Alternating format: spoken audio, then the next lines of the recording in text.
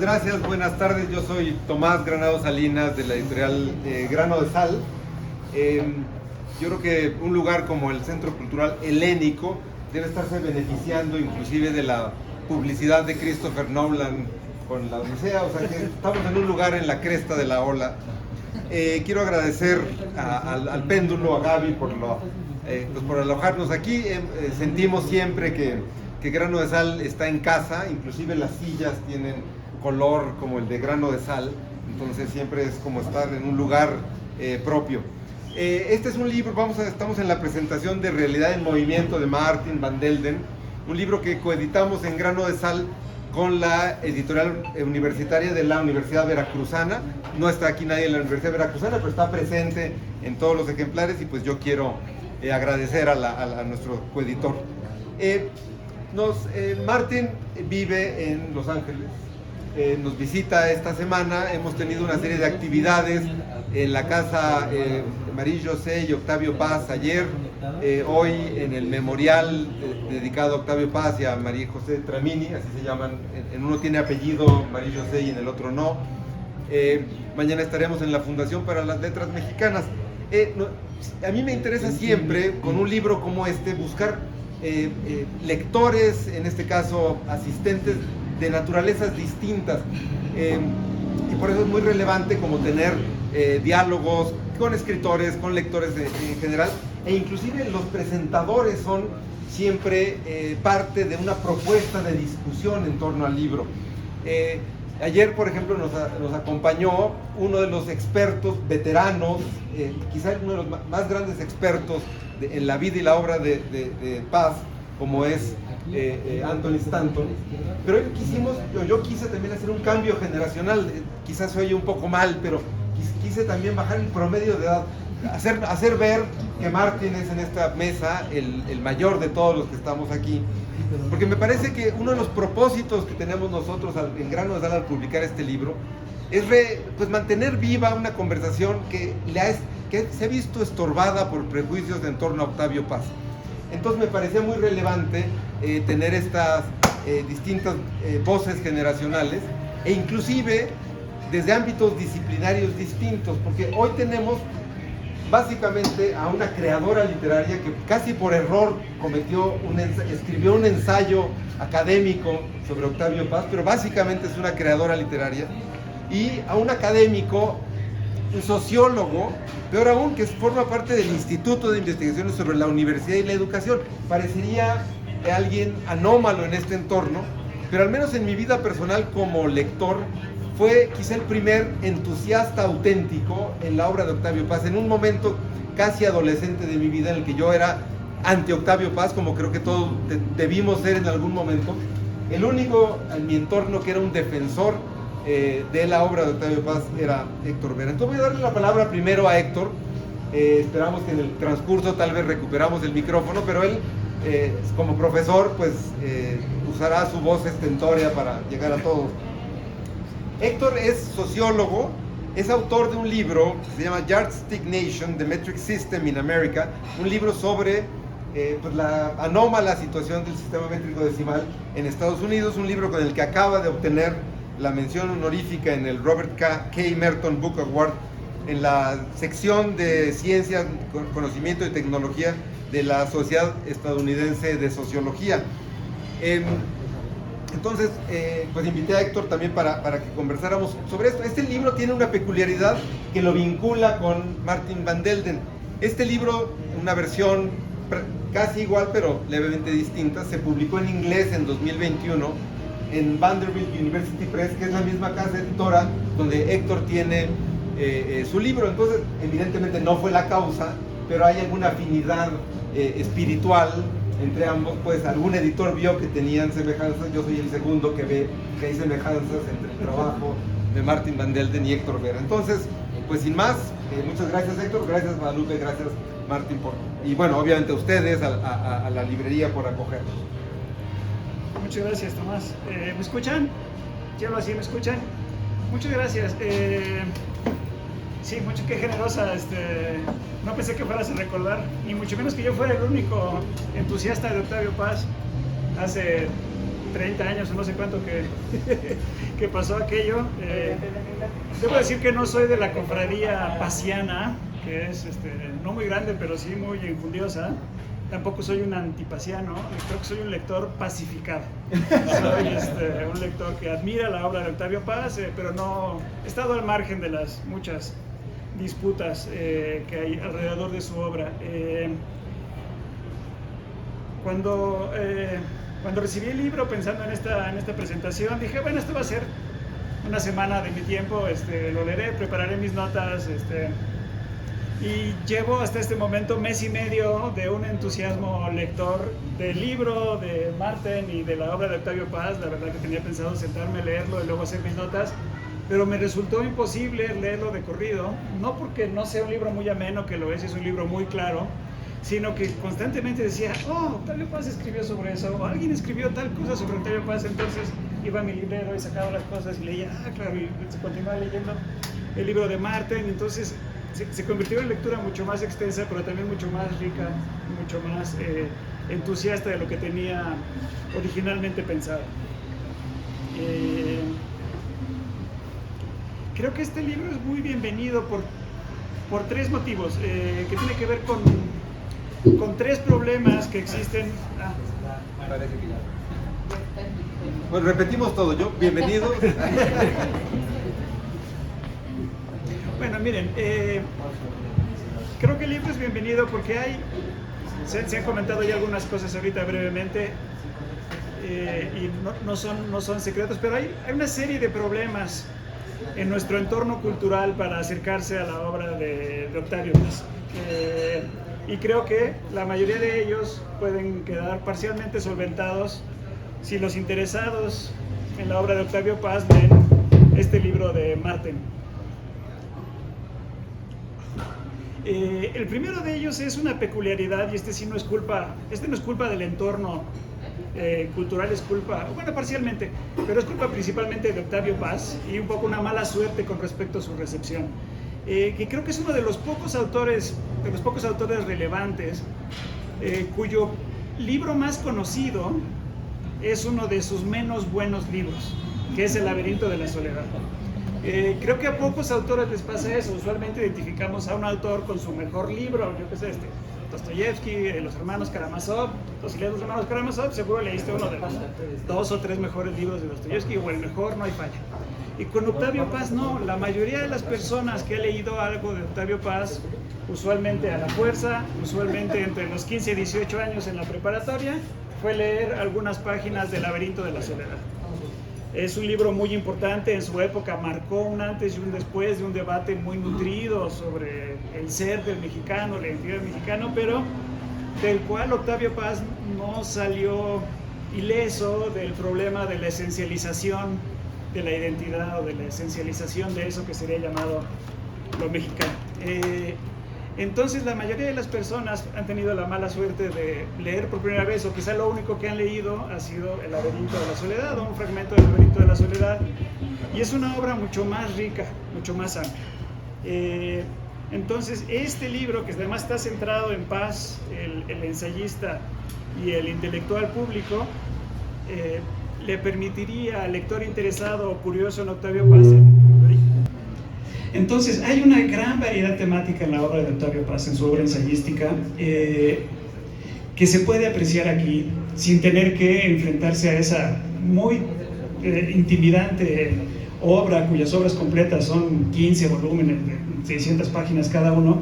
Entonces ofrece un mapa, pero además es un mapa muy inteligente, ¿no? Evita dos tentaciones el libro de Marten sobre Octavio Paz.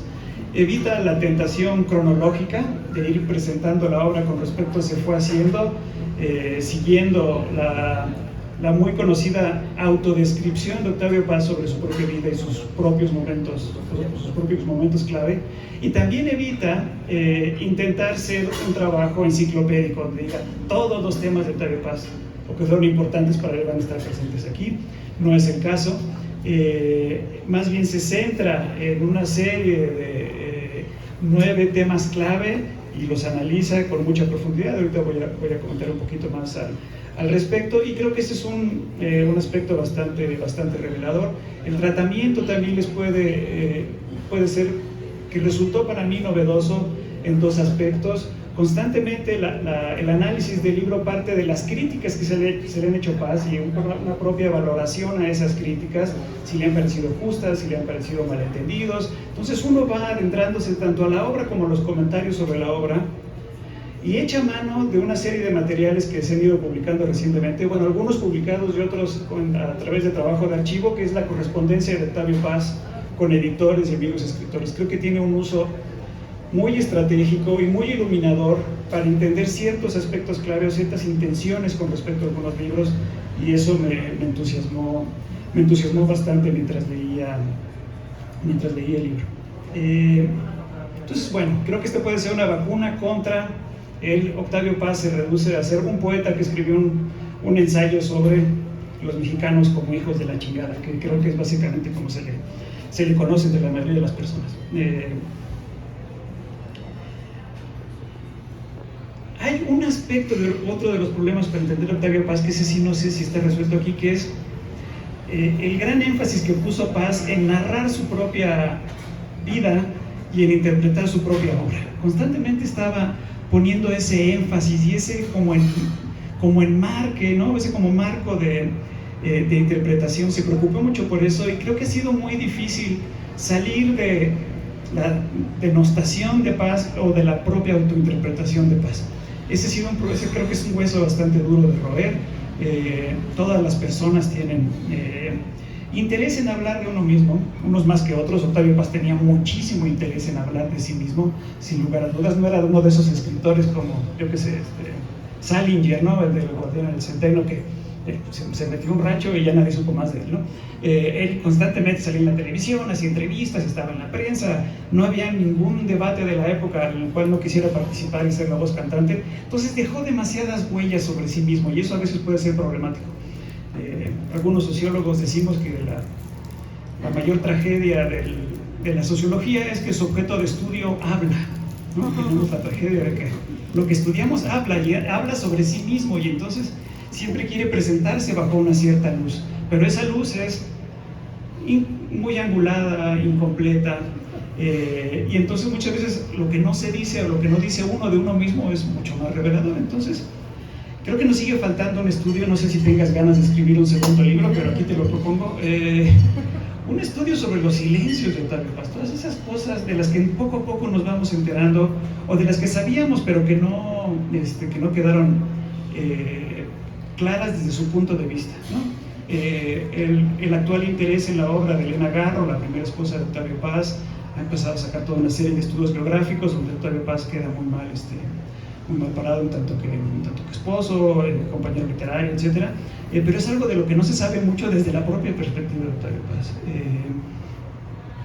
Tenemos toda esta narrativa de yo era muy joven y el proyecto cardenista, y me fui a Yucatán y la escuela rural, y regresé, y me fui a España al congreso antifascista, y luego fui a París y conocí a los surrealistas. En fin, toda esa autobiografía ha enmarcado mucho la interpretación de Paz, pero esos otros silencios son muy llamativos.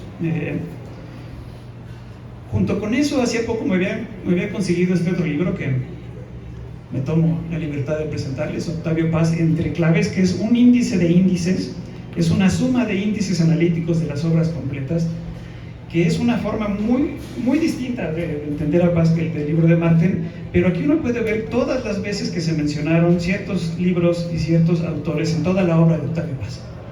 Bueno, pensando en esto por curiosidad, dije, ¿cuántas veces mencionó a Emilio Azcárraga a Octavio Paz en su libro? Que se sabe que fueron amigos, ¿no? Se sabe que festejó en Nueva York recibir el premio Nobel con el dueño de Televisa. Bueno, no hay una sola mención. ¿Cómo fue esa amistad? ¿En qué se basó? ¿Qué los atrajo uno al otro? De este escritor que escribió tanto sobre lo perjudicial que es el poder político y económico para la vida intelectual. Entonces, ese tipo de cosas creo que todavía nos queda por aprender. Sería interesante salirnos de ese molde sin tener que ser un enemigo de Octavio Paz para decir, tú fuiste un pésimo marido para Elena Garro, entonces ya no merece que te leamos, ¿no? Que creo que es una cosa que uno escucha con mucha frecuencia. Y el tercer gran problema, y parece sí creo que este libro es un gran antídoto, es salir de las visiones duales de blanco y negro sobre Octavio Paz, que es uno de los principales problemas. Está, como ya decía, la cofradía de los que piensan que era impoluto y que todas sus causas políticas eran justas y que nunca cometió ningún error y que todas sus obras son magnánimas. Esto es un poco distinto. El propio Paz reflexionó sobre eso, ¿no? También en estas lecturas que fui haciendo en paralelo con el libro, me topé con un ensayito de Paz sobre Borges, que para mí son muy cercanos. Yo los considero los dos más grandes ensayistas de lengua hispana en el siglo XX. Y ese texto de Paz sobre Borges es muy interesante. Por un lado habla de las mezquindades de los universales, que siempre vemos a Paz y a Borges como el latinoamericano cosmopolita que dialoga con el mundo, que salta las fronteras, etc. Pero ahí de pronto dice Paz, la primera vez que conocí a Borges no hicimos muy buena química. Yo todavía le guardaba resentimiento, decía, porque él en un poema defendió a los estadounidenses en la guerra del Álamo. Y si yo con mi espíritu nacionalista decía, ¿cómo puedes defender al Álamo? Entonces, a pesar de todo, a pesar de los silencios de Paz, no dejaba de tener estos momentos autocríticos muy frecuentes, no en todo, pero sí. Atreverse a decir esa pequeñez en un texto me parece un aspecto interesante de Paz. Pero después dice algo que habla de lo que me estaba refiriendo. Dice en este ensayo sobre Borges: es duro ser escritor en nuestras ásperas tierras, tal vez lo sean todas, sobre todo si se ha alcanzado la celebridad y se está asediado por las dos hermanas enemigas, la envidia espinosa y la admiración beata, ambas miopes. Creo que Octavio Paz no sé si le estaba pensando en sí mismo, pero sin duda su obra ha caído entre la envidia espinosa y la admiración beata. Y esta envidia ha sido, sobre todo, no sé ustedes qué piensan ahorita, no tanto con la obra de Octavio Paz, sino con la persona de Octavio Paz. Mucha gente no resiste la idea de traer a colación la persona Paz cuando habla de la obra de Paz. Y no lo hace en un sentido crítico, de digamos, vamos a ver qué dice esta biografía para entender esta obra, sino lo hace simplemente, ¿cómo me caes gordo? ¿Cómo te odio? Les traigo 3 ejemplos y con eso termino mis comentarios. En una breve reseña sobre el poemario Salamandra, publicado en 1962, el crítico literario Manuel Carballo escribió que Octavio Paz, cito, es un poeta en estado de gracia, es un escritor de gran sabiduría, de quien la frescura y la novedad son sus compañeros inseparables. Después termina el comentario con la siguiente frase, leo textualmente: qué gran poeta es Octavio Paz, lástima que como persona sea tan desagradable. Punto final. Y por un lado pensaba, qué desagradable debe haber sido Octavio Paz, que lleva a un crítico literario a terminar un texto con esa frase. También pensaba por el otro lado, qué gran poeta era, que aunque le caía tan gordo tenía que decir que era un poeta absolutamente extraordinario. Pero qué raro comentario, ¿no? Dice, bueno, su vida refleja esto de su obra, o para entender estos poemas tenemos que entender su biografía. Nada de eso, ¿no? No estoy intentando separar la obra de la biografía, pero estos comentarios gratuitos a la persona que no nos dicen nada sobre la obra son muy extraños. Pero para mí es todo un género, un subgénero literario, ¿no? El insulto personal a Octavio Paz como subgénero literario. Les presento una evidencia visual de esta idea. La revista Proceso, permítanme, de cuando Octavio Paz ganó el premio Nobel. Si ustedes no lo saben, el director de Proceso y Octavio Paz eran muy buenos amigos. Y la tercera parte de la revista está dedicada a comentarios, entrevistas, una larga entrevista con Octavio Paz y demás. Pero el histórico caricaturista de Proceso, Naranjo, sacó este cartón. En el número en que fue galardonado Octavio Paz, se los narro, está Octavio Paz con 2 libritos en su mano, literalmente subido en una nube, Y abajo, viéndolo muy a la distancia, dos pobres mexicanitos con su ropa ya muy luida, con carita de calavera porque no han comido, y uno le dice al otro, ¿no te da gusto? Y el otro contesta, pues sí, pero a ver, ahora ¿quién lo aguanta? Eso fue 28 años después de lo de Carballo. Y el 10 de julio de este mismo año, es decir, hace escasas menos de 3 semanas, el periódico El País publicó una entrevista con la fotógrafa Paulina Lavista, celebrando la distinguida trayectoria de la fotógrafa y su relación con las élites culturales mexicanas. El título de la nota en el periódico El País es el siguiente: Paz era insoportable, Rulfo muy tímido y Borges parecía santo. Pero hablas de una fotógrafa histórica en México y tus primeras palabras son un encabezado de decir esto es lo que opinaba de que era un personaje de lo más desagradable. Estamos hablando de más de 60 años de comentarios repetidos donde insultar a Paz, la persona vendía, me imagino, vende muchos periódicos, ¿no? Pero obviamente leer a Paz bajo ese contexto es muy complicado. Si esa es la idea que tienes de Paz, es muy complicado. En ese sentido, el libro de Marten es muy bienvenido porque es un libro, y lo digo de la manera más elogiosa que se puede interpretar, muy sobrio. Está muy bien documentado.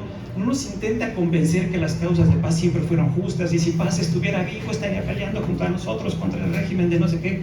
No está usando a Paz para llevar agua para su molino. Creo que es un lector que admira su obra y quiere interpretarla con la mejor buena fe posible, aunque señala sus puntos débiles, y en ese sentido es un libro muy bienvenido dado el contexto de debates que hay en México sobre Octavio Paz. Felicito a la editorial por haberlo traducido. A mí en particular hubo 3 capítulos que me llamaron mucho la atención: el dedicado al feminismo, que también ha sido uno de estos temas, ¿no? Me ha tocado ver comentarios que dicen, ay, todavía los que estudian a Sor Juana Inés de la Cruz siguen leyendo Las trampas de la fe de Octavio Paz, pero ¿cómo es posible? Si era fue un macho. Y no sé. A ese nivel luego están los debates, es un debate, vaya, de un nivel bastante bajo, pues, ¿no? Entonces, tener este libro que se abstiene de caer en eso es muy bueno. Creo que es un buen balance de las críticas que se han hecho a Octavio Paz y de cómo Octavio Paz no fue, como dijo hace no mucho Sheridan, un pionero del feminismo, pero sí fue dentro de su época, digamos, vanguardista, cuando menos. Quizá hizo falta ahí, si me permites, una mención al trabajo de Marta Lamas, que creo que ella tiene una visión muy parecida a la que tú tienes y no está aquí estado, como que es más bien sobre las feministas que han escrito sobre paz en lengua inglesa, y no tanto las feministas mexicanas, que creo que la recepción ha sido un poco distinta, pero ese capítulo creo que es muy contemporáneo y creo que será uno de los puntos de entrada que podrá encontrar este libro para el lector presente. La relación de Paz con la izquierda es otro capítulo muy interesante, y el siguiente fue el que a mí más me interesó, que es el relacionado con el conservadurismo, esta idea de que Paz era un reaccionario, de que Paz era un conservador, a pesar de que casi toda su vida estuvo más bien cercano o al liberalismo o al socialismo, ¿no? La casa editorial de Octavio Paz por muchos años fue Fondo de Cultura Económica, y no hace demasiado tiempo el actual director de Fondo de Cultura salía con una camiseta que decía menos paz, más revueltas, ¿no? Donde irónicamente Octavio Paz y José Revueltas eran muy amigos y se admiraban mutuamente, ¿no? Pero esta cosa de querer nunca poder decir algo de Paz sin tener que mostrar a un contrario. Rulfo era mejor, Elena Garro era mejor, Revueltas tenía la razón. Pero creo que aquí se ven muchos de las sutilezas del pensamiento de Octavio Paz, esta cosa de que haya habido algo conservador en él pese a todo. Creo que era un tipo que nunca le gustaba estar completamente de acuerdo con lo que era mayoritario en su momento, salvo por ciertos aspectos del liberalismo, pero cuando era muy de moda ser intelectual marxista, él se fue hacia el liberalismo, y cuando estaba poniéndose muy de moda el liberalismo, siento que empezaba a irse más hacia una esquina conservadora, intentar hacer, digamos, críticas románticas desde el conservadurismo, la identidad, las relaciones personales, las relaciones orgánicas de la sociedad, pero bueno, no sabremos qué hubiera pasado porque murió cuando eso estaba sucediendo. Y termino con esto: entre las búsquedas que iba haciendo, me topé con un ensayo de Leszek Kolakowski, el filósofo polaco, muy publicado en Vuelta, la revista dirigida por Octavio Paz, que tiene un título que me pareció que significaba Paz, el intelectual público. El artículo se llama ¿Cómo ser conservador, liberal, socialista? Y creo que había algo de eso en Octavio Paz, como que constantemente estaba yéndose hacía la crítica de un elemento de esas ideologías, agarrando fragmentos de la otra. Y lo que decía Kolakowski es, muchos de los principios de esas tres grandes ideologías modernas no son necesariamente contradictorias, sino que pueden ser complementarias, y no me parece nada accidental que Paz haya escogido ese pequeño ensayo y lo haya publicado en Vuelta en los primeros meses de la revista, en realidad es parte del primer año. Pero bueno, les recomiendo mucho esta lectura, en realidad es muy, muy enriquecedora, y felicito a la editorial y a la autora. Gracias.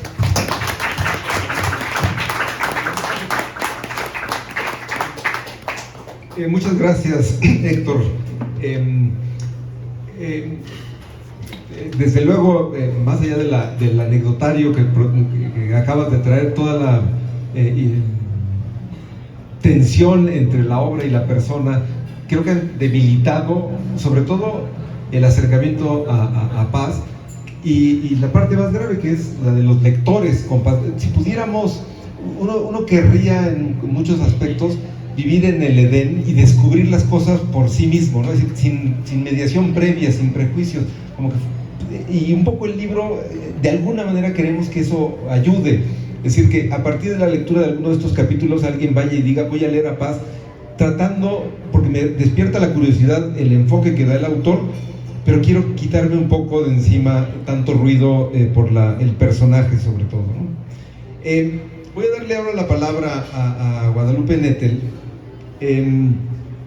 que como les digo, tiene un libro, Octavio Paz, Las palabras en libertad. Debo decir primero, con todo el dolor de un editor, que intenté publicarlo yo y no lo logré. Fue publicado en el año del centenario de Paz. Es un libro fruto de nuevo, esta faceta quizá menos conocida de Guadalupe Nettel, más la crítica literaria, la lectora, la rumiadora. Un poco quizá también le puede pasar este fenómeno de, tenemos una imagen de una imaginación y una sutileza narrativa excepcionales, y pensamos, pues debe ser una homónima la que escribió este libro. Este es un libro que desde luego tiene muchísimos puntos de contacto con Realidad en Movimiento, por el énfasis en la vida pública, la vida política de Octavio Paz. Y Guadalupe tiene un rasgo adicional muy oportuno para hablar de Octavio Paz. Está en un punto equidistante en estos debates con Elena Garro. Guadalupe ha escrito elogiosamente, inclusive en una edición de Alfaguara, sobre Elena Garro. Entonces hoy parece que hay que tomar bandos. Lo bueno es que ella dice, esas son fruslerías. Yo puedo ponerme cerca de quien yo quiera, elogiar y criticar a quien yo quiera. Y esa actitud siempre me ha parecido muy valiente, muy valiosa, y por eso agradezco mucho pues que haya aceptado participar en esta presentación. Hola, buenas noches. Muchas gracias, Tomás, por la invitación. Para mí fue un gusto leer este libro. Yo me acerqué a Octavio Paz porque crecí en esa época en la que estaba en todos los programas de tele, en Televisa sobre todo, que todo mundo hablaba, bueno, no hablaban de Octavio Paz, él hablaba de sí mismo, como bien dijo Héctor, y lo escuchábamos en la radio, en la televisión, en cualquier lugar, la prensa siempre estaba, era omnipresente. Y había como una especie de, también yo recuerdo haber ido a marchas como universitaria, donde se quemó su efigie y todo, y había como esta polaridad que hay ahora y que ya es como parte de nuestra vida cotidiana. En esa época no era tan fuerte que hubiera esos sentimientos tan encontrados acerca de las personas, no estábamos tan con el cuchillo tan a la mano, ni con esta necesidad de linchar gente nueva día tras día. como hay ahora en este momento. Y me llamó muchísimo la atención por qué la gente odia tanto a este escritor. Es un escritor, sí es cierto que harta escucharlo, pero que tampoco que ha hecho de grave así como para que quemen su efigie. Y me pasaba lo mismo que le pasa, yo creo que a la mayoría de la gente que se trata de acercar a su obra, que estaba totalmente apabullada por la cantidad de tomos de las obras completas y que no sabía ni por dónde empezar y que iba a requerir realmente toda una época, digamos. O sea, no sé si compara uno las páginas que escribió Proust con las páginas que escribió Octavio Paz, ¿cuál gana, no? O sea, son de verdad, son miles de páginas y sobre temas y temas muy diversos. Entonces, cuando tuve que elegir un tema para el doctorado, yo dije, bueno, quiero hacerlo sobre México y quiero hacerlo sobre algo que no entienda y algo que valga la pena realmente ponerse a estudiar. Todo el mundo cree que cuando yo hice una tesis doctoral sobre Octavio Paz, están convencidos de que es mi escritor favorito, de que yo amo a Octavio Paz y que por amor a su obra me acerqué a él, etcétera, que realmente es el motivo que debería de impulsar una tesis doctoral. Pero yo creo que mi parte masoquista, que es muy grande, dijo, bueno, un tema que realmente no pueda abarcar por mí misma y que me tome años estudiar para entender. Entonces fue desde esta curiosidad y con cierto prejuicio, porque justo en ese momento en que yo escribí ese libro, se acababa de morir Octavio Paz, y era para todo México la imagen misma de el intelectual orgánico, el intelectual vendido al gobierno, el mejor amigo de Salinas de Gortari, que era la persona más odiada en México en ese momento, y seguramente lo sigue siendo para los que vivimos bajo su mandato, no sé. Entonces era realmente pues mucha la curiosidad que yo tenía de ver qué había detrás de eso, o sea, no entender ese fenómeno de odio, porque eso más o menos podía saber por qué, sino quién era ese escritor. Y ahí fui descubriendo poco a poco a Octavio Paz, efectivamente, así como decía Héctor, como desde la infancia hasta la muerte, ¿no? O sea, ¿quién fue este poeta? En primer lugar, me di cuenta de que era, aunque ya había leído Piedra de Sol y no había entendido mucho, la verdad es que a todos nos ponen a leer Piedra de Sol en la escuela y pocos lo acaban entendiendo porque no es un poeta que uno pueda entender fácilmente. No es uno de estos poetas que nos inmediatamente apelan a nuestras emociones y que nos hacen vibrar no sé, de diferentes tipos de sentimientos. No es un escritor fácil, es muy complicado como autor y sobre todo como poeta era muy, bueno, salvo los primeros poemas que sí son muy inmediatos y muy directos, pero era muy mental, era un poeta, era muy cercano, era lector de Mallarmé y no cualquiera puede entender a Mallarmé y él trataba como de seguir esta tradición. Pero era un poeta, y se puede ver desde los inicios, que rápidamente fue identificado desde los 17 años por los contemporáneos y por Alberti, y dijeron, este es un poeta, y lo vamos a llevar bajo nuestra ala, y vamos a cuidar de su sensibilidad, y vamos a hacer lo que crezca como escritor. Y después se enfrentó a toda esta polémica de su época, que ustedes saben que fue el Congreso Antifascista, y desde ese momento siempre estuvo como en el blanco de todas las críticas. O sea, los autores más exquisitos y digamos más como clásicos y más elitistas como los contemporáneos decían, pero qué lástima que un poeta de esa envergadura tenga que ver con la izquierda y sea comunista y coquetee con toda esa gente, qué horror. Y la gente de izquierda con la que él caminaba decía, sí, pero ¿cómo se puede llevar con los contemporáneos? Y desde esa época fue esa como su estrella, el centro de las críticas.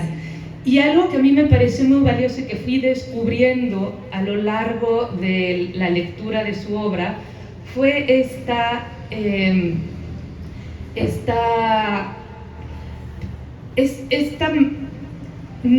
no doblegarse a los dogmas, esta lucha contra los dogmas, de no poder, o sea, aunque se fuera a echar encima a todo el mundo, él no iba a doblar su criterio a lo que dijera pues el partido por un lado, o los amigos por otro lado, o la élite literaria, o nadie, ningún mentor.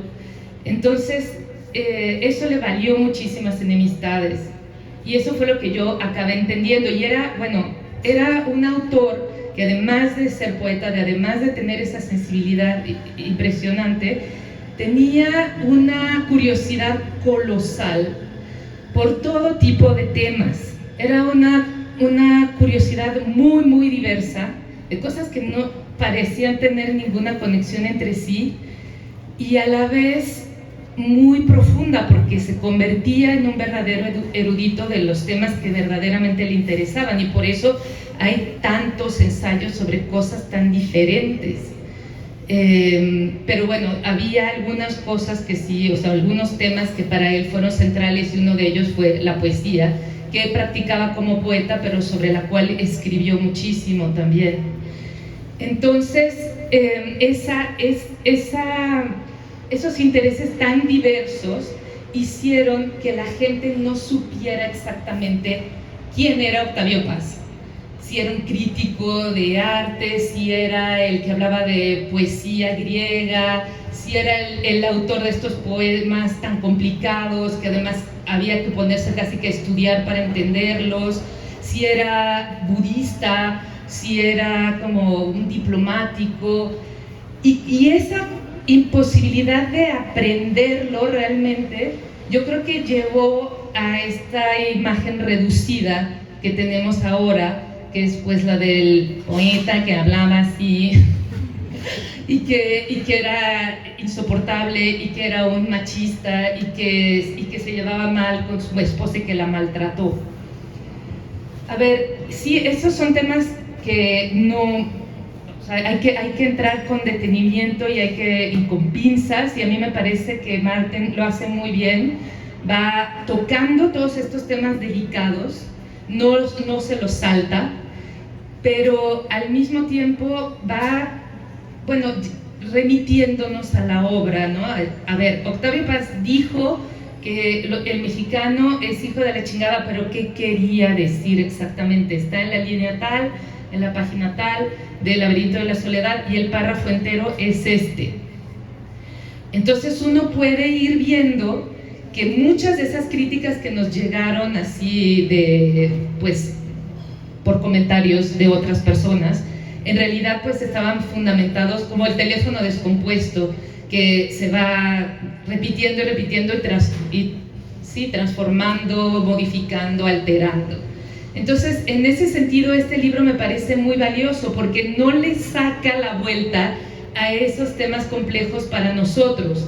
Yo creo que eso es más fácil de hacer para un autor extranjero que para un mexicano que tiene tantas virulencias y tantas, como bien decía la publicidad del Mundial, México no es un sentimiento, son todos, porque quiere decir que estamos, o sea, hay muchas cosas que odiamos y muchas cosas que no perdonamos y muchas heridas que cargamos como sociedad, y que de alguna manera Octavio Paz encarnaba, porque es verdad que Octavio Paz encarna este personaje privilegiado, ¿no? Creció en una familia donde había una biblioteca inmensa, su abuelo se había beneficiado de la revolución, había como él tuvo un acceso inmediato a la educación de élite,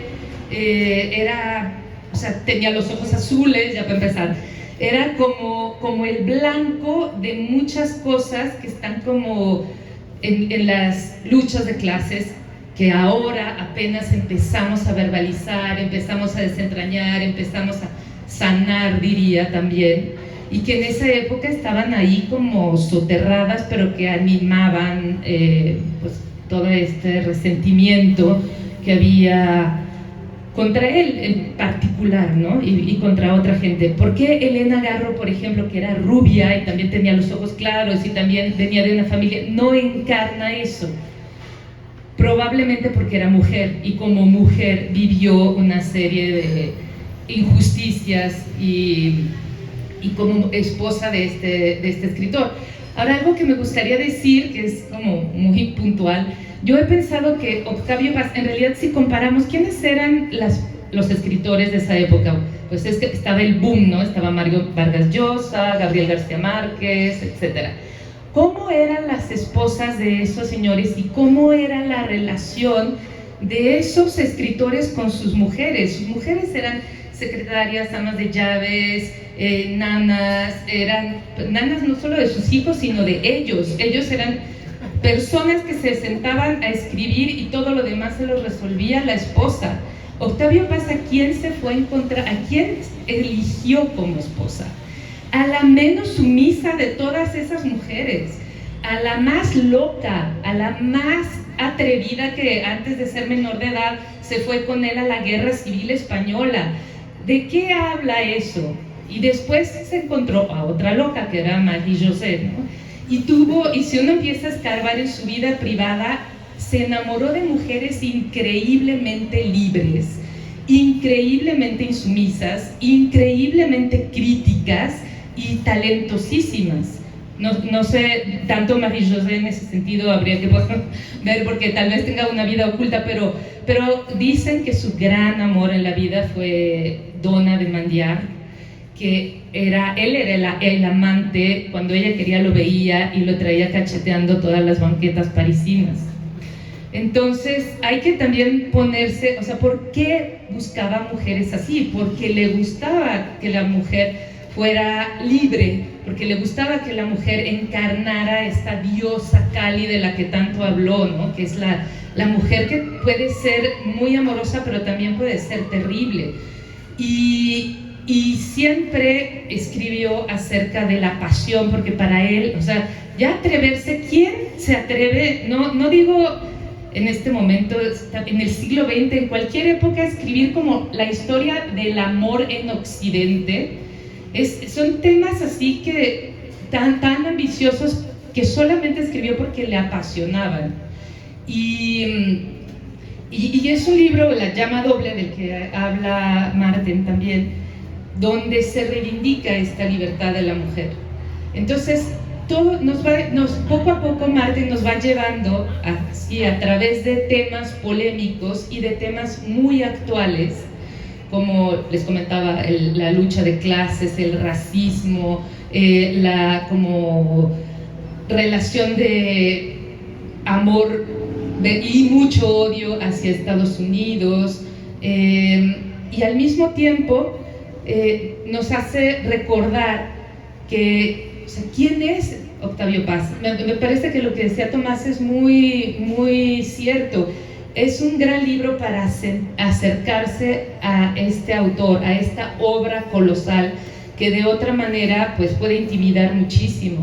Hay que ir leyendo poco a poco y saber, o sea, es que en realidad si a ustedes no les gusta la poesía, pueden encontrar ensayos alucinantes sobre gastronomía incluso, ¿no?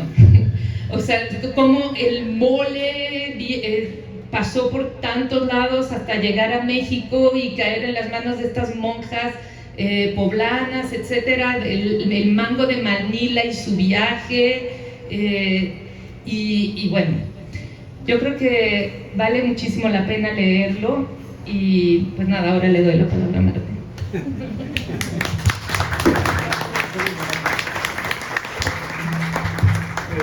Pues muchas gracias, Guadalupe.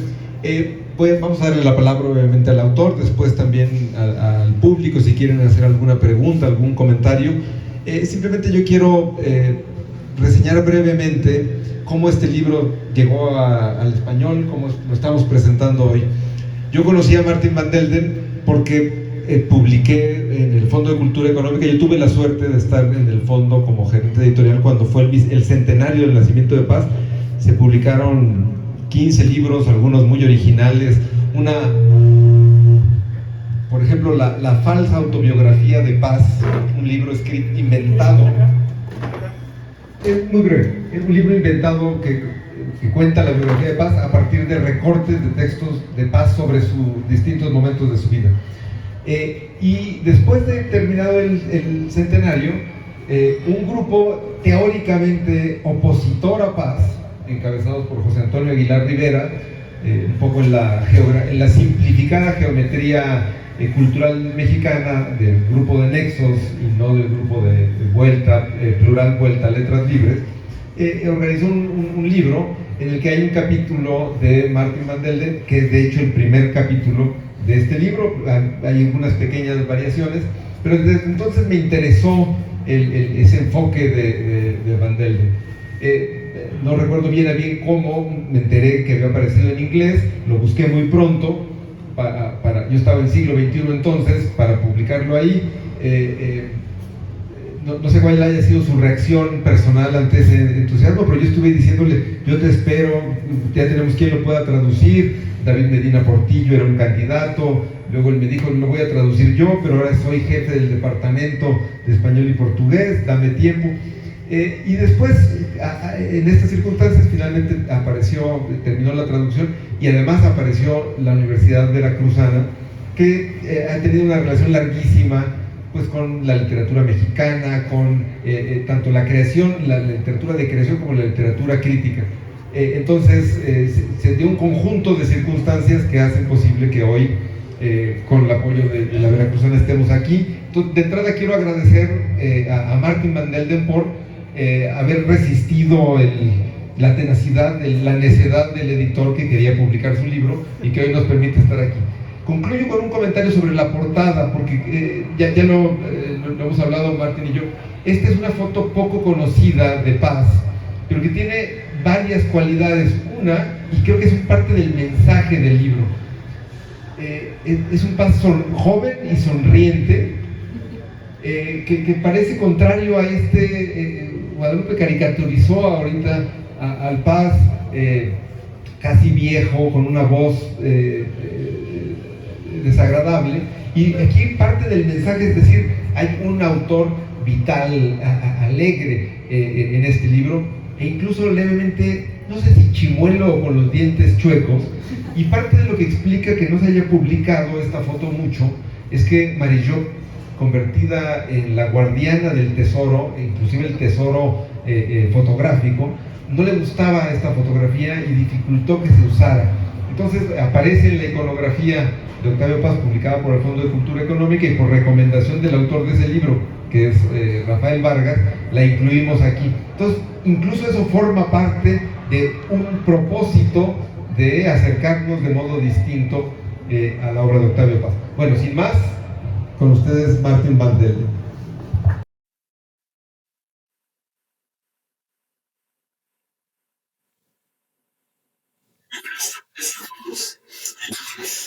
Quiero empezar con algunos agradecimientos. En primer lugar, agradecer a la Cafebrería El Péndulo ofrecernos este espacio para este evento que hasta ahora ha sido interesantísimo. Vamos a ver si sigue siendo interesante. Quiero comentar que yo nunca había estado en esta librería. He estado en otras sucursales y es realmente impresionante, así que voy a aprovechar después para visitar un poco o regresar otro día. Una de las cosas que yo me dije cuando salí de mi casa el domingo para venir a la Ciudad de México, he tenido una serie de eventos, presentaciones de libros, pero también entrevistas, me dije, voy a tratar de no repetirme.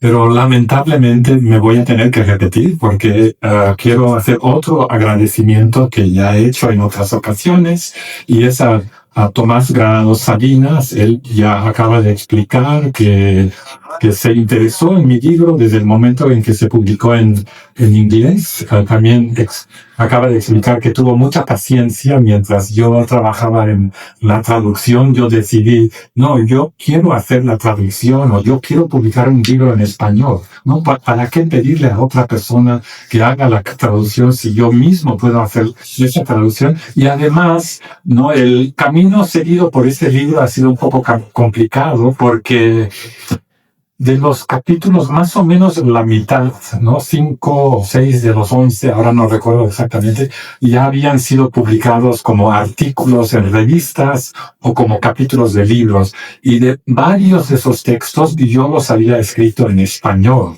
Entre otros, mi colaboración en el volumen de José Antonio Aguilar Rivera, ¿no? Que se titula El Rebelde. Lo escribí en español. O sea, cuando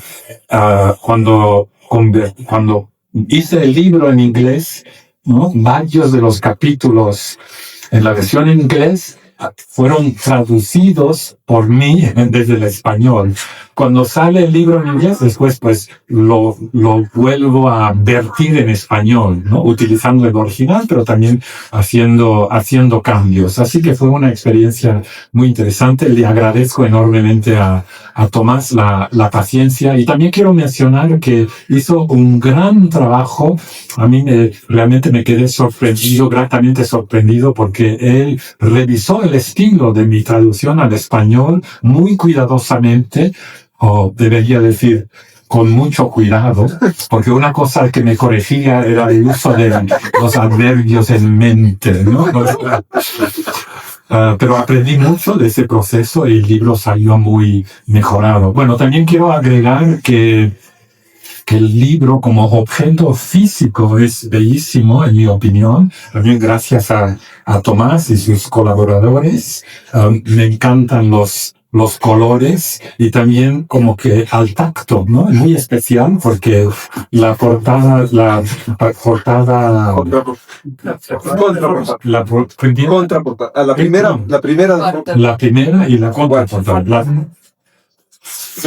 Primera y cuarta. La primera y cuarta. Bueno, la primera es como muy lisa y la cuarta es un poco más lujosa. Entonces también como objeto físico está muy bien. Por no mencionar, discúlpame, la segunda y la tercera, que también están muy coquetas. Sí. Y bueno, podría seguir toda la noche, porque también escribió un texto aquí para la cuarta portada. Que es mucho mejor que el texto que yo escribí para la cuarta portada de la versión en inglés. Realmente estoy encantado con este resumen de mi libro, y también escribió una biografía que también me pareció un excelente resumen de algunos aspectos de mi carrera. Bueno, y no he terminado todavía, porque uno de los temas que yo he tratado de subrayar en la obra, palabras, y Guadalupe, y espero que no te importe que diga esto, pero Guadalupe es una persona que yo siento que conozco muy bien, porque soy un lector apasionado de su narrativa, de sus novelas y de sus cuentos, y también un admirador de su libro sobre Octavio Paz, el cual cito en varias ocasiones en mi libro. Y quiero mencionar también que incluso he publicado un artículo sobre Guadalupe Nettel y Octavio Paz. Así que no sé si sabías, ¿no? Bueno, cuando lo veas en algún momento espero que te guste. Pero sí, he publicado sobre Guadalupe Nettel y Octavio Paz. A mí me parece que, aunque ella explicó que no es una incondicional de Paz, pues yo tampoco, pero creo que sí es una escritora paziana, ¿no? En primer lugar, por su interés en el tema de la otredad, un tema que aparece de forma muy clara en una de sus mejores novelas. Bueno, yo creo que todas sus novelas son sus mejores novelas, me encantan todas.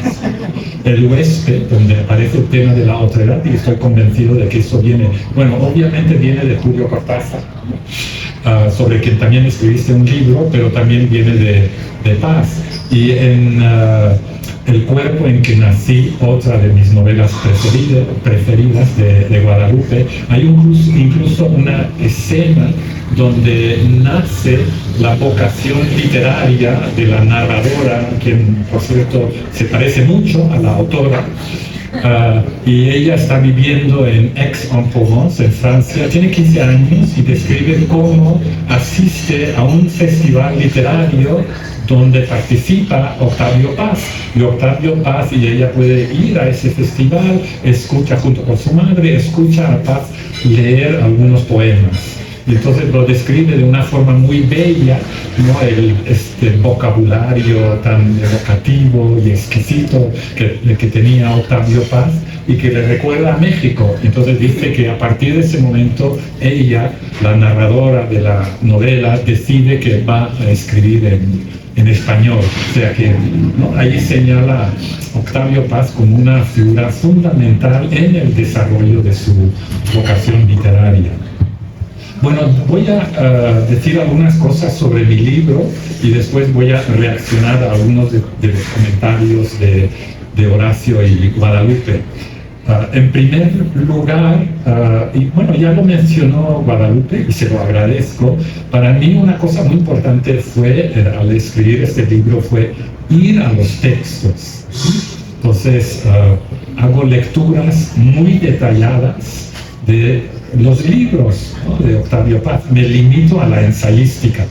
Tengo que reconocer que es un defecto del libro, que no me acerco a la poesía y me doy cuenta que la poesía es importantísima en la obra de Paz, pero simplemente no era posible, ¿no?, abarcar. Tendría que haber escrito un libro de 600 páginas y pues eso hubiera resultado demasiado caro, ¿no? Entonces me limité a la ensayística, pero para mí una cosa muy importante era el acercarse al texto, leer con cuidado los textos, porque me daba la impresión, y otras personas ya lo han dicho, que muchos lectores pues hacían lecturas muy rápidas o como que hacían eco de o repetían cosas que habían escuchado, ¿no?, y que no hacían un análisis detallado del texto. Entonces para mí ese es un elemento muy, muy importante de mi libro, parte de mi proyecto, y también cito mucho a los textos y por supuesto, bueno, eso me ayudó mucho a crear un libro ameno, porque la prosa de Paz es simplemente increíble, es deslumbrante. Así que aquí aparecen muchas citas de los ensayos de Paz. Después también quise trabajar como la estructura del libro. Tenía un problema de que, bueno, Paz también, como ya se ha mencionado, fue un escritor con intereses increíblemente diversos, ¿no? A veces es como difícil de entender cómo podía escribir sobre tantos temas, y yo tenía pues capítulos sobre diversos temas. También había escrito una primera versión del capítulo sobre la relación entre México y Estados Unidos en la ensayística de Paz. Ya hace mucho, en los años 90, se publicó, por cierto, en el anuario de la Fundación Octavio Paz. Fue mi primera publicación en México, en el año 2000, creo. Tenía textos sobre la figura del rebelde, tenía textos sobre la izquierda en el pensamiento de Paz, pero no quería como un libro, como una colección de capítulos así un poco dispersos. Entonces lo que decidí hacer fue organizar los capítulos en pares. Entonces los primeros dos capítulos están conectados porque se centran en el tema de la subversión, ¿no?, en la dimensión subversiva de la cultura. El primero tiene que ver con la figura del rebelde en la obra de Paz. El segundo capítulo tiene que ver con su pensamiento en torno a las revoluciones del siglo XX. Después tengo dos capítulos que tienen que ver con el tema de la identidad cultural, el capítulo que ya mencioné sobre México y Estados Unidos. Después un capítulo que también fue muy divertido escribir, aunque difícil, sobre la India, porque no soy experto, ¿no?, en la cultura de la India. Después tengo dos capítulos que tienen que ver con temas filosóficos, uno sobre Paz y el psicoanálisis, después otro sobre paz y el feminismo, 2 capítulos sobre temas políticos, uno sobre su relación con la izquierda, donde me centro en la pregunta, ¿no?, que otros críticos también han comentado, entre otros Guadalupe, como ¿cuándo rompe con la izquierda? ¿Y rompe completamente con la izquierda o no? Y después el segundo capítulo sobre tema político es sobre el conservadurismo. Y por último tengo 2 capítulos sobre temas estéticos, sobre la teoría de la poesía y sobre las artes visuales. Concluyo con un capítulo que Tomás muy amablemente ha llamado singular, que es como hay un cambio de enfoque, ya no tiene que ver con la ensayística de Paz, sino que tiene que ver con Paz como personaje literario, o sea, es la recepción de Paz, pero no la recepción en la crítica, no la recepción de los académicos o de los que escribieron biografías sobre él, sino Paz como aparece, ¿no?, en las obras literarias, que son sobre todo novelas y cuentos que un gran número de escritores han escrito sobre él.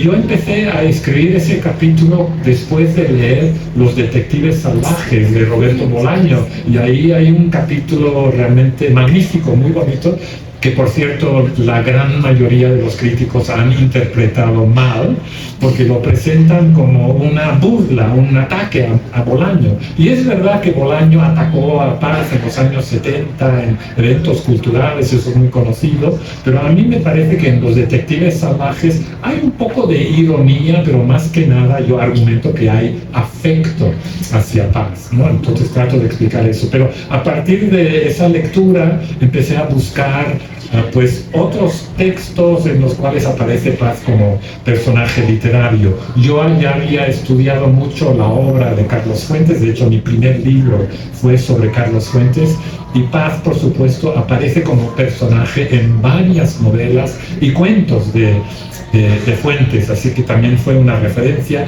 Por supuesto que es personaje en varias novelas de Elena Garro, y después fui descubriendo a otros autores mexicanos como Enrique Serna, y también de otros países como José Bianco de Argentina, Héctor Abad Faciolince y Fernando Vallejo de Colombia, Antonio Rivero Taravillo, que es un escritor español que también publicó una novela muy interesante sobre Paz. Entonces ese es como un poco el resumen de la estructura. Y la última cosa que quiero decir sobre el libro tiene que ver con este tema de los contrastes. A mí me interesaron mucho los contrastes, también podríamos hablar de incongruencias en la obra de Paz o contradicciones, y a veces, y me he dado cuenta en la recepción de este libro que ha habido mucho enfoque precisamente en las contradicciones. Entonces yo he empezado a reflexionar un poco más sobre ese tema de las contradicciones, ¿no? Y pensar, bueno, hay contradicciones y contradicciones. Hay algunas contradicciones que son enriquecedoras y otras contradicciones que son problemáticas. Pero hablando de contrastes, voy a mencionar algunos.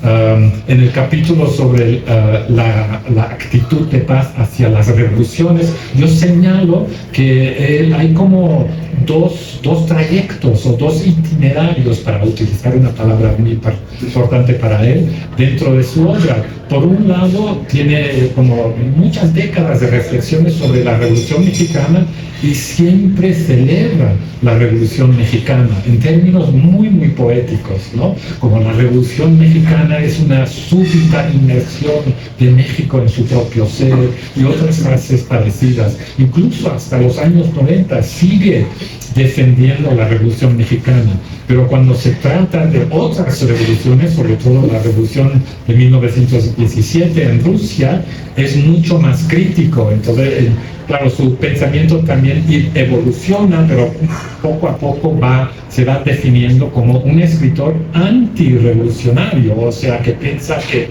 la revolución es como una utopía equivocada que crea más problemas de las que soluciona, ¿no? Y que tiene sus orígenes en el pensamiento mismo de Marx, que en algún momento había pensado que era liberador ese pensamiento. Al final ya considera que el pensamiento marxista es fundamentalmente dogmático y que lleva hacia los totalitarismos que vimos en el siglo XX. Entonces es una especie de con incongruencia.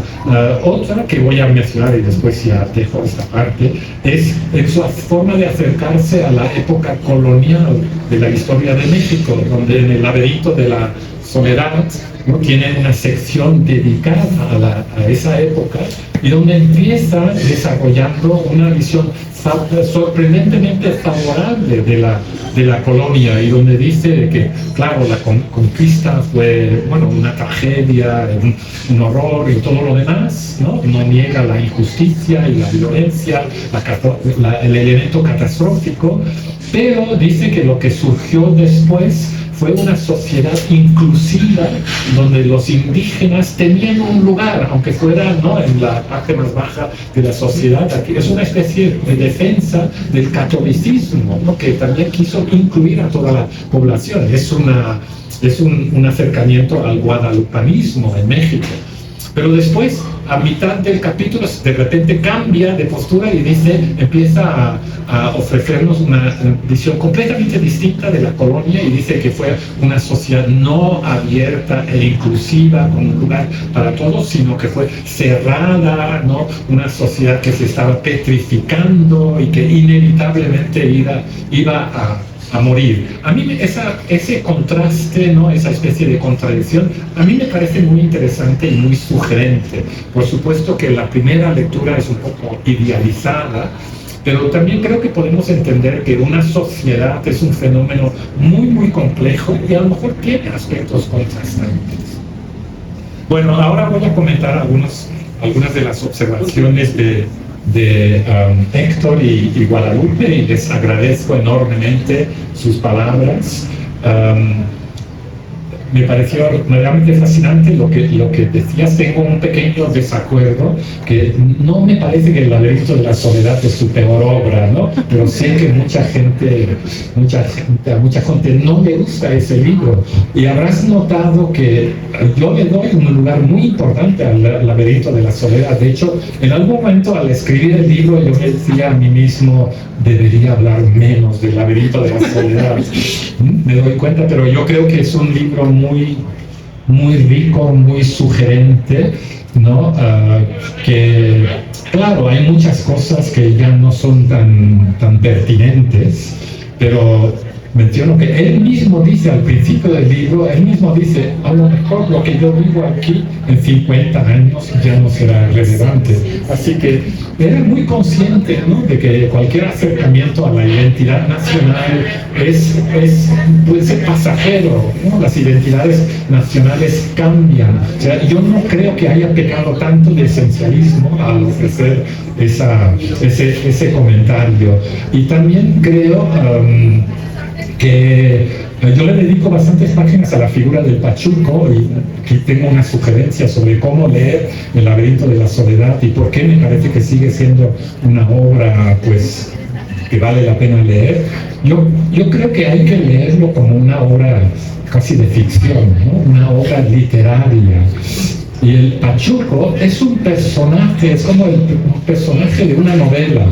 Y es importante recordar aquí que Paz, en los años 40, empezó a escribir una novela laurenciana, si se dice así, ¿no?, influenciada por D.H. Lawrence, el escritor mexicano que había visitado México en los años 20, escribió una novela muy brillante y muy loca también, ¿no?, The Plumed Serpent, la serpiente emplumada, y en los años 30, y bueno, D.H. Lawrence estaba muy interesado en el erotismo, y Paz siguió en los pasos de Lawrence, y él mismo dijo en alguna entrevista que empezó a escribir una novela laurenciana sobre México, pero que nunca la terminó porque sentía que era muy mala, y creo que esa novela o ese manuscrito inacabado pues nunca apareció, ¿no?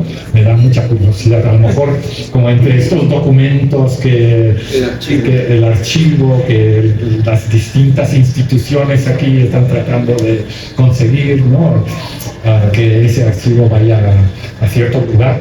Pero yo creo que entonces no escribe la novela, pero escribe El laberinto de la soledad.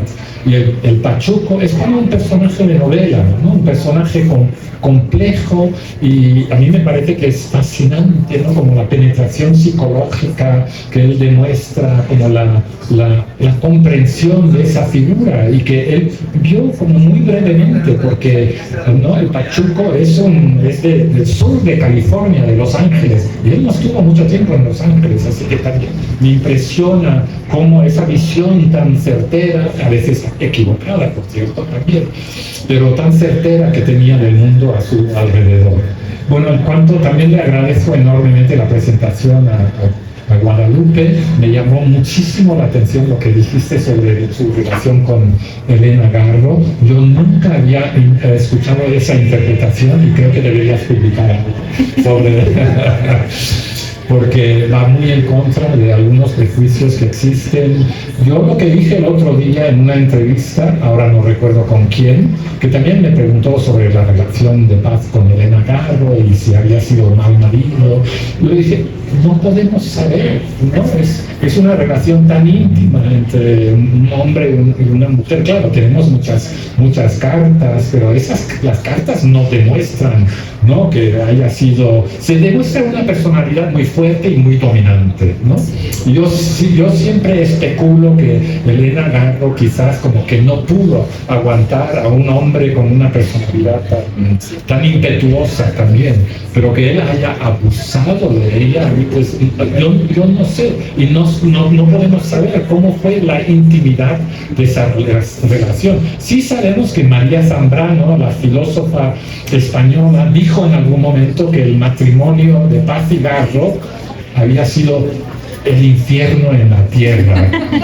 Los conoció en París en los años 40. No sé, no agrega más detalle, no sé por qué dijo eso, pero a mí me llama mucho la atención lo que dijiste. Yo creo que es muy cierto lo que dices, que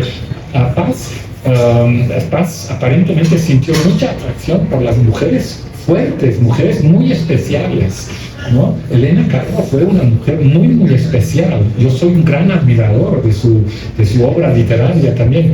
Y quiero agregar que Paz también fue un gran admirador de la obra de Elena Garro. Y él la alababa, incluso después de su divorcio.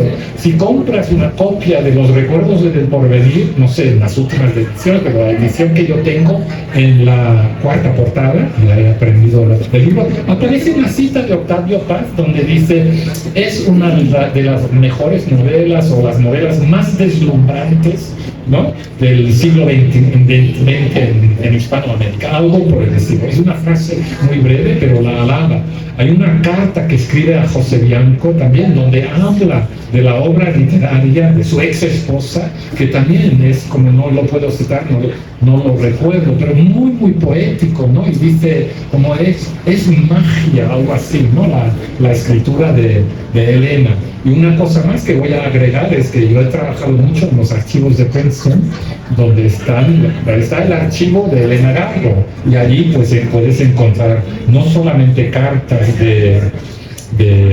documentos de Elena, cartas de Elena, pero también están las cartas de Octavio Paz. Pero yo encontré una carta que era de finales de los años 90 de Elena a Octavio, donde le agradece, ¿no? Le agradece intensamente todo el apoyo que él la ha brindado, ¿no?, a través de los años, porque sabemos que él seguía manteniéndola, apoyándola financieramente, económicamente hasta el final, y a la hija también.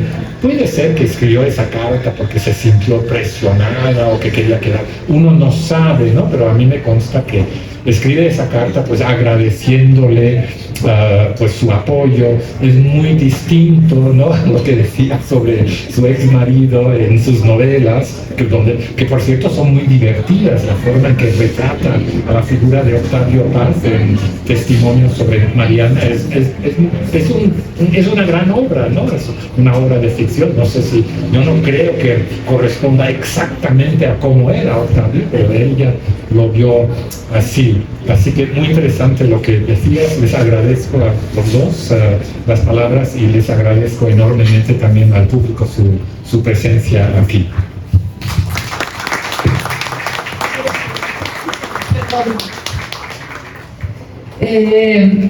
Algo que, o sea, me parece una cosa que hay que celebrar, que se sigan publicando libros sobre Octavio Paz y que haya este interés en resucitar, casi voy a decir, a este autor, porque es realmente un tesoro que tenemos los mexicanos. Y hay por una, no solo por la dimensión de la obra, que es verdaderamente uno de los grandísimos autores que ha producido México, sino también por la forma en que Octavio Paz hablaba de México, el amor que tenía por México, y cómo toda esta voluntad de explicar, claro, ya se habló de su voluntad de incluir a México, a América Latina, sobre todo a México, dentro de Occidente. Él decía que justo América Latina, o sobre todo México, era el extremo occidente, y había esta voluntad como de juntar las culturas, ¿no? Pero también una generosidad enorme de explicar la India, explicar Japón, explicar la poesía francesa del surrealismo, explicar el romanticismo, explicar muchos movimientos, casi que para nosotros, para los mexicanos, para el lector mexicano. Entonces es una gozada, se los digo en serio. Yo sé que no cualquiera va a ir a, no es el libro que, ay, ¿qué libro voy a ir a comprar hoy domingo? Pues algún tomo de las obras completas de Octavio Paz, no. Pero si quieren un día leer sobre surrealismo, si quieren un día leer sobre romanticismo, si quieren un día leer sobre haiku, sobre basho, sobre Japón, sobre la India, vayan y lean lo que escribió Octavio Paz para nosotros, porque está lleno de referencias que nosotros podemos entender, porque está lleno de guiños para, mira, y de ahí viene el chico zapote, y mira, de ahí viene el chopo, etc. Entonces, no debemos dejar que esto quede enterrado, quede olvidado, porque es parte de nuestro patrimonio, es parte de nuestra riqueza, y a mí me conmueve muchísimo que ustedes lo quieran rescatar y que ustedes que están aquí se interesen por este autor. Gracias, Marta. Un poco lo mismo, y para poner un ejemplo concreto del libro, de esta cosa de Octavio Paz, que era, en realidad no importa por dónde entres, porque siempre no sabes nunca dónde te va a llevar. De pronto está hablando de Menegildo Bustos, el retratista, y luego te lleva hacia la pintura de los retratos egipcios, o está hablando de Carlos Castaneda y las enseñanzas de Don Juan, y de pronto te lleva a la filosofía de la cognición de David Hume. Siempre hace unos saltos muy atrevidos, usualmente muy fluidos, y la cantidad de temas que hay ahí además son sorprendentes. Hablaba de las cartas y de cómo, yo sé que te pasaste mucho el argumento de la soledad, pero hay un montón de textos, y yo que no soy un especialista en Paz, pero me aprecio de haber leído muchos de sus libros, tuve una gran sorpresa leyendo el libro. Le cito un pequeño comentario para hablar de cómo Octavio Paz daba uno de estos saltos increíbles. Citando unas cartas de Paz al escritor Charles Tomlinson, dice que Octavio Paz estaba interesado en hacer un comentario a la nueva picardía mexicana de Armando Jiménez, y a dónde lo llevó eso. Entonces dice en la carta que cita aquí en el libro, dice que estaba preparando un inmenso ensayo de cerca de 100 páginas sobre un tema que colinda con lo sublime y lo escatológico, la caca y el sexo. ¿Qué tipo de pensamiento lleva eso? Además lo hace de una manera coherente. Constantemente los ensayos de Octavio Paz, sin que te des cuenta, de pronto ya estás en un otro ambiente. Abres un ensayo de él sobre Rubén Darío, y dices, bueno, vamos a aprender sobre modernismo, y de pronto estás en un viaje sobre los siglos de la vitalidad de la lengua española. Es increíble, y esto es muy llamativo de eso, ¿no? Cito a Marter. Paz seguiría trabajando en este ensayo durante el verano de 1969 mientras volvió a Estados Unidos. El texto saldría publicado en Joaquín Mortiz hacia finales de ese mismo año con el título Conjunciones y Disyunciones.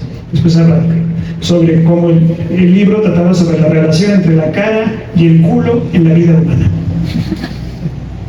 Me sorprendió no solamente por lo sorprendente que es, bueno, este hombre que tenemos como el de tantos retratos que hay, que de pronto escribo un libro entero sobre estos temas. Yo el año pasado escribí un libro desde la sociología a la historia sobre el humor escatológico, ¿no? ¿Por qué en nuestras sociedades nos da una risa nerviosa hablar sobre los temas que tienen que ver con el culo y la caca, ¿no? Como se habla aquí. Y busqué muchísimas referencias y nunca me topé con este libro, que está en mi casa desde que soy niño, porque estaba en el librero de mis padres. Ahí. Y entonces, encontrarse esta riqueza de estos temas de paz, me arrepentí de no haber leído este libro hace 2 años, porque lo hubiera podido utilizar con mucho provecho para mi texto, pero creo que este es un gran punto de entrada para ir buscando vetas dentro del pensamiento de Octavio Paz, y creo que en ese sentido podrá ser muy útil para los lectores. Otro tema, no solamente el archivo, sino que los derechos mismos de la obra de Octavio Paz están en el aire. No sé qué haya pasado, pero la audición más reciente del Laberinto de la Soledad no salió en fondo, sino que ahora salió en lector. ¿Selector? Bueno, fotografía. ¿Qué pasó? ¿El fondo lo perdió o ya son derechos abiertos? Y ahora cualquiera puede, lo cual sería muy bueno porque pudiéramos, en fin, si tú sabes algo, puedes pensar algo de eso, porque es la herencia del pensamiento de paz para todos nosotros. Pues, como es lógico, podríamos tener largas jornadas conversando entre expresiones de admiración y anécdotas sobre Octavio Paz. Me gustaría ir cerrando la conversación. Entonces, gracias por los comentarios, las observaciones. A Fernanda, gracias por promocionar mi libro. Y gracias por mandarme los saludos de Tom, que es un gran amigo. Yo creo que, como digo en mi libro, yo creo que Paz, Paz se le puede criticar, no era infalible, ni mucho menos, pero creo a la misma vez que provoca admiración, provoca asombro, ¿no?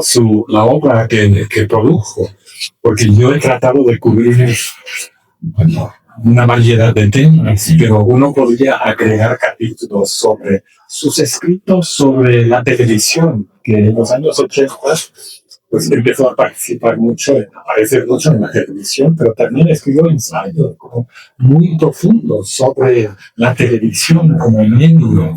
Uno podría escribir un capítulo sobre la traducción, no solamente sobre su práctica como traductor, pero también los ensayos que escribió sobre teoría de la traducción, su acercamiento a las ciencias de la antropología o la lingüística. Entonces, parece que hubiera un sinfín de temas.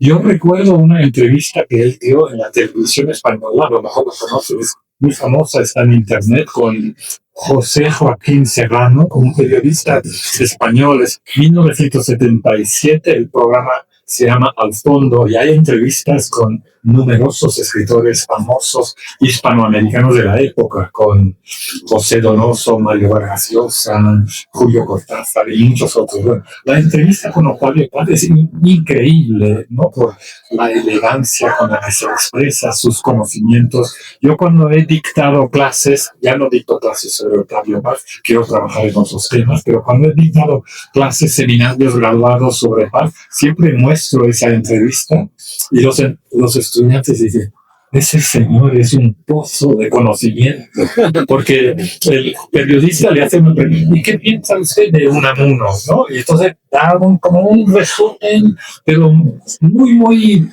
penetrante de la obra de Unamuno. ¿Y qué piensa usted de tal tema? Y para todo tiene una respuesta preparada, ¿no? Nunca se queda con la lengua trabada. Así que para resumir, a Paz también le gustaba mucho la palabra asombro, asombrar, ¿no? Yo simplemente digo, me quedo asombrado cuando contemplo su obra y lo que él contribuyó a la literatura mexicana y a la literatura mundial.